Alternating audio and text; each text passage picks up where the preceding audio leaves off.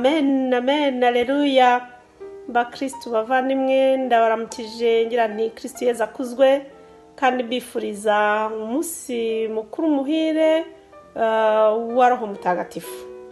Ndabifuriza ingabire ze uko ari 7. Ndabifuriza kugira Pentecoste nziza aho muri hose kwisi hose, abakizito n'abantu bose bamukunda, bagikomeza kumwibuka, ndetse n'abandi bose twiyemeje gusabira muri izi noveni z'urudaca dukomeza gukora, nyine tuzirikana ubutumwa bwa Mutagatifu Kizito Mihigo. Tumenye rero kandi tuzirikane iyi gahunda duhoramo tumwibuka, tumenye tuzirikane Mutagatifu Kizito Mihigo. Ni cya gitabo tugikomeza nyine cya guhoberana n'umwe n'ubwiyunge, tukabaho mu mahoro, tukabaho tubabarira, nuko twazanapfa tugapfana ibyishimo bya Nyagasani. Uyu munsi rero turakomeza nyine kugika twavuzeho mu cyumweru cyashize. Ndakomerezaho umuvandimwe wanjye Ivona na Serodette bagereje.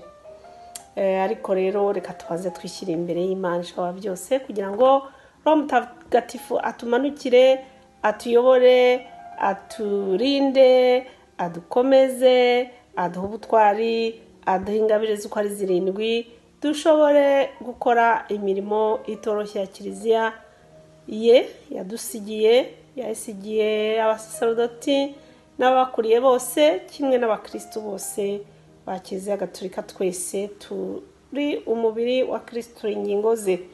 Yadukomere rero ku butumwa Mutagatifu Kizito Mihigo yadusigiye, kandi icy'ingenzi kiruta byose mu byo yadusigiye ni urukundo rw'Imana na Kiliziya ye.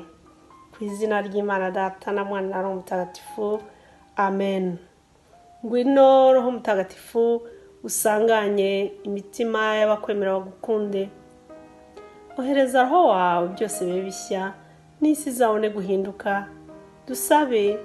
Mana wamenyesheje abakwemera Roho Mutagatifu, turagusaba kubwirizwa nawe, gukunda ibitunganye no kunogerwa nawe iteka, kubwa Yezu Kristo umwami wacu, amen. Ku izina ry'Imana Data na Mwana na Roho Mutagatifu, amina. Bakristo bavandimwe rero, igika cy'uyu munsi kiragira kiti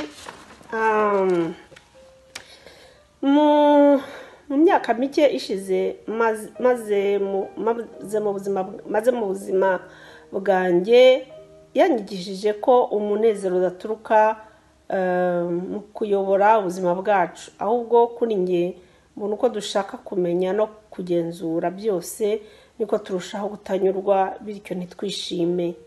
Mu bihe by'ubuzima bwanjye nashoboye kwiringira Imana, mu bihe bike bidasanzwe nashoboye kwiyegurira byose no kwiyegurira wese. Ibi ni byo bihe nagizemo ibyishimo byinshi mu buzima bwanjye. Mutagatifu Kizito Mihigo kutubwira ati, iki gitekerezo cyo kwiyegurira imigenere y'Imana ishobora byose n'igihe duhisemo kuba ari cyo duha ubuzima bwacu, ndimo kubaho kandi nkabugerageza buri munsi hano muri gereza. Iyo ngerageje gutekereza ku rubanza rwanjye n'ubuzima bwanjye mu gihe kizaza, nkibaza uko ibi byose bizarangira, bintera guhangayika no kudatuza buroho muri nge, bigatuma mbura ibitotsi. Ariko iyo nshoboye gushyira ibintu byose mu maboko y'Imana binyuze mu masengesho, numva nshinze imizi imeze neza, ntuje, kandi numva ko nshobora no gufungwa burundu kandi nkabaho neza. Arakomeza agira ati, ni nk'aho ubuzima bwanjye bwa buri munsi ari ukwiyuhagira kuri robine yitwa uyu munsi. Niba nkomeje gutekereza ejo hazaza hanjye, ngerageza kuhabumbabumbamo no kuhagenzura, mbona ari iyo ngerageje kubugenzura mbona ari imfabusa. Njya ku ruhande rumwe rwa robine aho amazi atantarukira.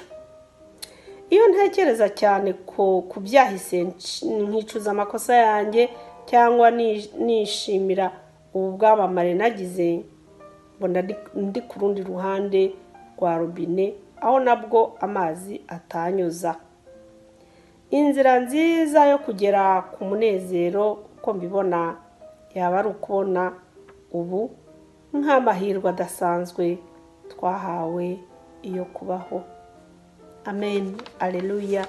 Mutagatifu Kizito Mihigo rero aratubwira hano ati iyo ngerageje kugenzura ibimbaho, iyo ngerageje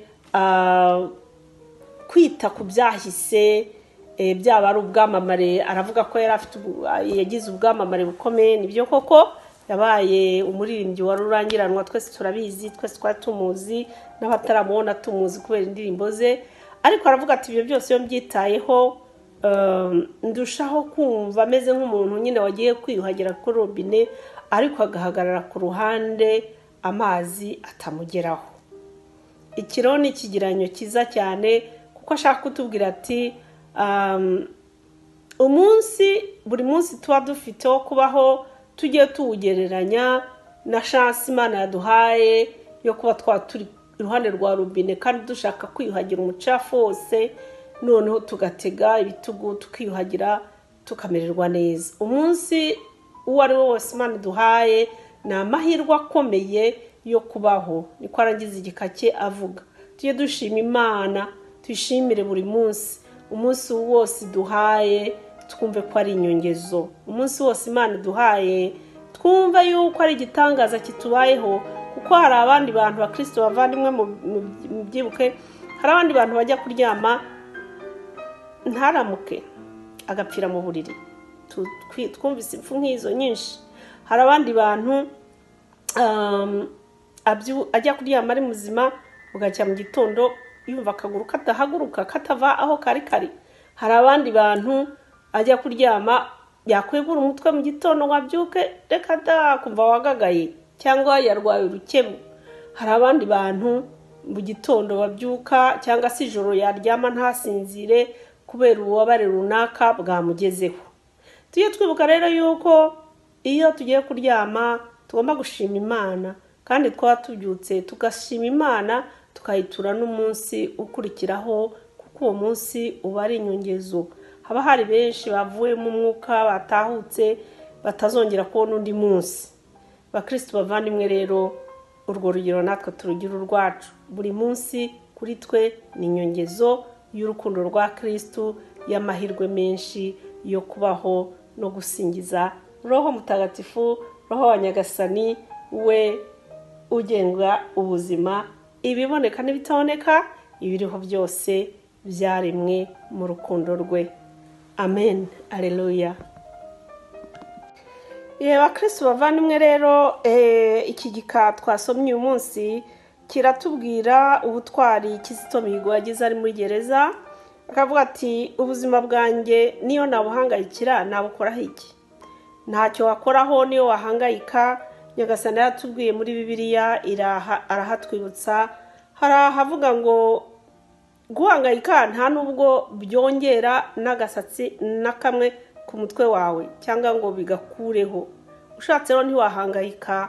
Ushatse mu Kristo muvandimwe washyira amizero yawe yose muri Nyagasani Yezu Kristo, ukamwiringira. Waba ufite ibikubabaje ukabimutura kugira ngo we abigenge, we ushobora no kugira icyo abikoraho. Wihangayika rero niba uri no mu bibazo, menya ko umuremyi wawe akugenda imbere buri munsi. Akugenda imbere kugira ngo akubere urumuri, akugenda imbere kugira ngo akubere igihozo, akohereza Roho Mutagatifu akagukomeza kugira ngo utagira ubwoba. Ibi ngibi rero Imana yagiriye abasokuruza bacu mu kwemera Abayisiraheli igihe batahukaga mu Misiri bagenda bagomba gusubizwa mu gihugu cyabo. Bari barangajwe imbere na Musa n'abamufashaga kuyobora, ba Yozuwe n'abandi.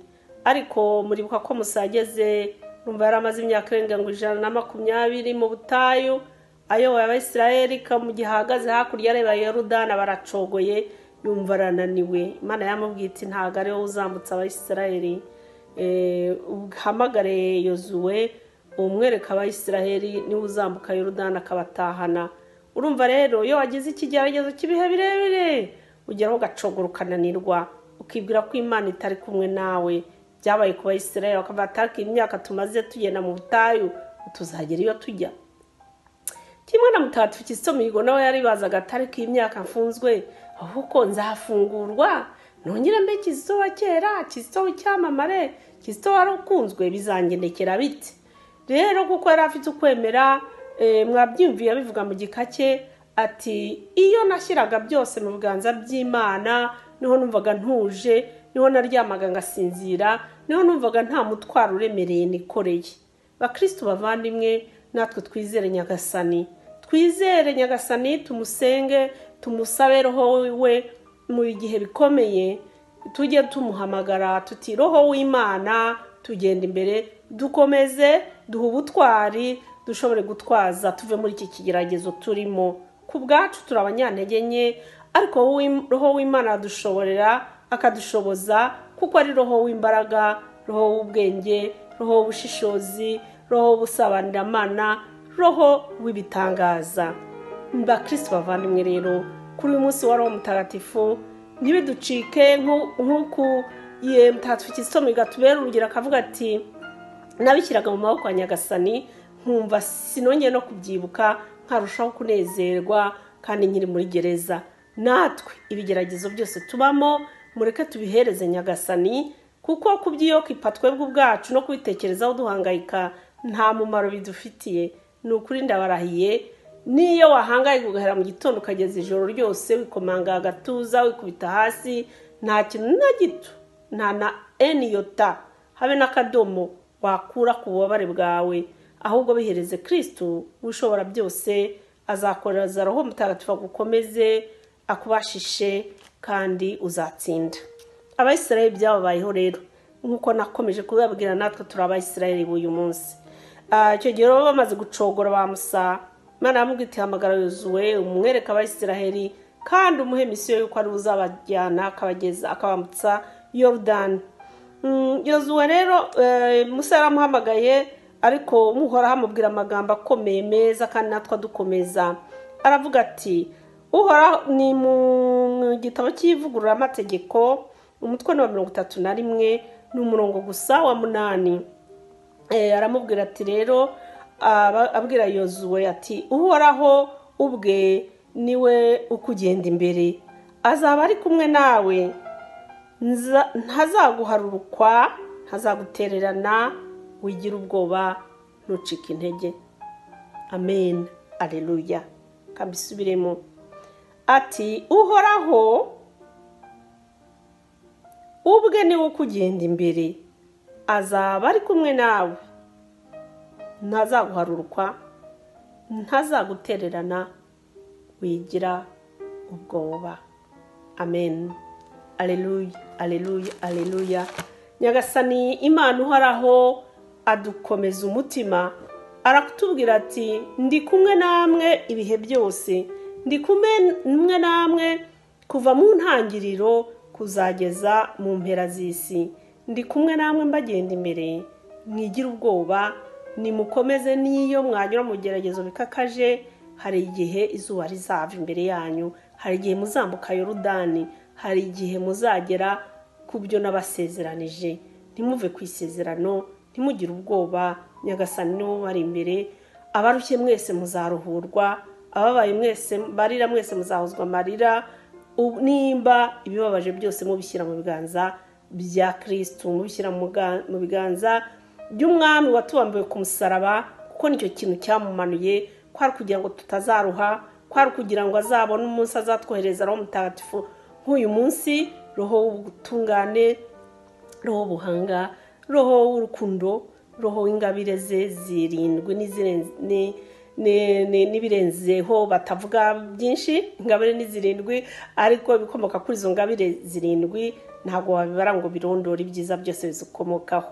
Ngayo rero Yego bakristo bavandimwe rero nkomeje kubifuriza umunsi mukuru mwiza wa Roho Mutagatifu watumanukiye umunsi.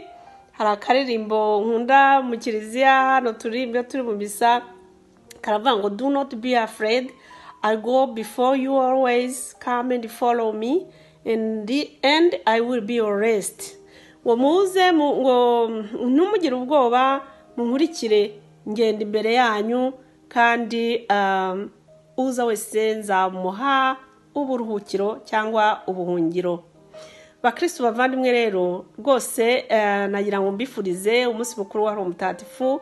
Benshi ndabizi yuko mwagiye mu Biriziya muri kumva inyigisho z'abasaserdoti. Ntago ari ngombwa ko mbabwira byinshi kuri Roho Mutagatifu, muramuzi kuko roho udukomeza, roho ubutwari, roho ubusabanyiramana, roho urukundo, niwe utuma ubuzima bwacu buryoha, niwe utuma ubuzima bwacu bugira icyanga. Hatarimo Roho Mutagatifu ntabwo ibintu byaba bishyushye, ntabwo kiliziya yakora, kuko roho wa Nyagasani niwe watangije itorero ry'Uwiteka. Igihe intumwa zari zihishe nyine zitinya abayisiraheli, ziri gutinya ko bavuga ngo Yezu wazutse, abari bari kumwe nabo bari hehe, muziko bari bihishe. Baje guhaguruka ari uko Roho Mutagatifu abamanukiyeho nyine akabaha bwa butwari, bagatinyuka, bagahamya ibyo Yezu Kristo yasize abigishije, bagahamya izuka rye, bagahamya ibitangaza yakoraga, bashiritse amanga ntabwo babafite. Uwo roho rero wamanukiye ku ntumwa ni nawe roho watumanukiyeho uyu munsi, kugira ngo natwe dukomeze ikivizi tushije izo ntumwa. Kiracyakomeza kugeza kwa amasekuruza simburana n'amasekuruza, kugeza igihe Yezu Kristo ubwe azagaruka aje kujyana itorero rye.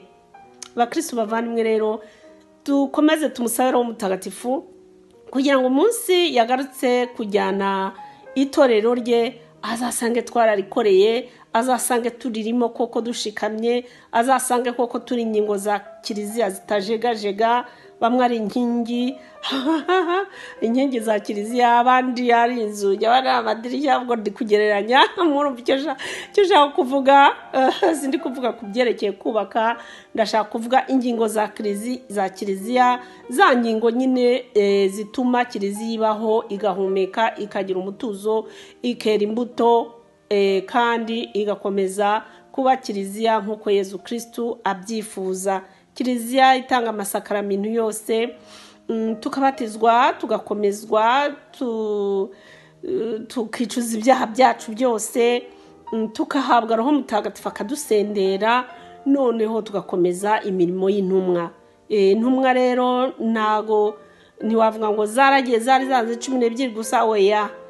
Intumwa ziracyahari, natwe twese turi intumwa za Kristo, kandi kiliziya uko ikoze kuva kuri papa ukageza ku mukristo wo hasi, imirimo yose irakorwa, imirimo yose ifite abayigenewe, kandi yose igahuriza hamwe kugirira neza uwo mubiri wa Kristo ari wo kiliziya nyine.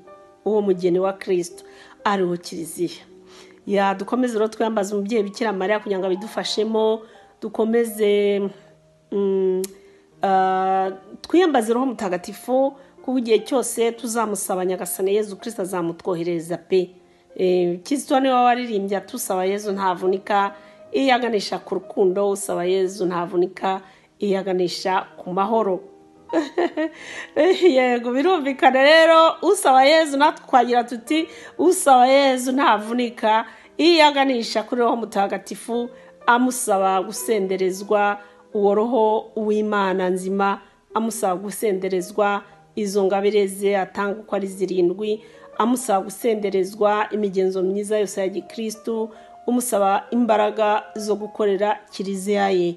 Mureke rero uyu munsi ku munsi mukuru wa Roho Mutagatifu dusabe Yezu Kristo Roho Mutagatifu amutwoherereze, avugurure imitima yacu, avugurure kiliziya yacu, avugurure imigenzereze yacu, avugurure ibyacu byose, kugira ngo tube bashya muri we, kandi dukomeze gukorana ingoga n'imbaraga yifuza ko dukorana, kuko umwanzi Satani nawe yongera imbaraga. Niyo mpamvu rero natwe tugomba kuzongera tumuhashya, tumwanga n'ibyo byose, kandi twifuza ko Kristo aba aza agatura muri twe. Ntitwumve ko ari Kristo wazutse akagenda mu ijuru gusa akadusiga. Ntabwo yadusize turi imfubyi, ntabwo yadusize turi imfubyi. Yadusigiye Bikira Mariya nk'umubyeyi, atwohereza Roho Mutagatifu Paraclet. Nibagiwe ko nzi ko mu Gifaransa bavuga rero Paraclet. Rero sinzi icyo bivuga mu Kinyarwanda, harubanza bivuga umuhoza n'umubyeyi, ibintu nk'ibyo. Ariko ni byiza byose. Roho Mutagatifu ni byiza byose bituruka ku Mana, niwe ubifite, niwe ubibumbatiye. Niyo mpamvu ari umwe mu bapersona batatu, Imana Data na Mwana na Roho Mutagatifu. Ntarunogoye cyane rero, mukomeze mugire Pentecoste nziza, mwishimane n'imiryango yanyu, kandi mwese Imana ikomeze ibahe umugisha mu izina ry'Imana Data na Mwana na Roho Mutagatifu. Amen. Kristo akomeza abane namwe. Mwari kumwe rero na Mama Christina ubakunda cyane.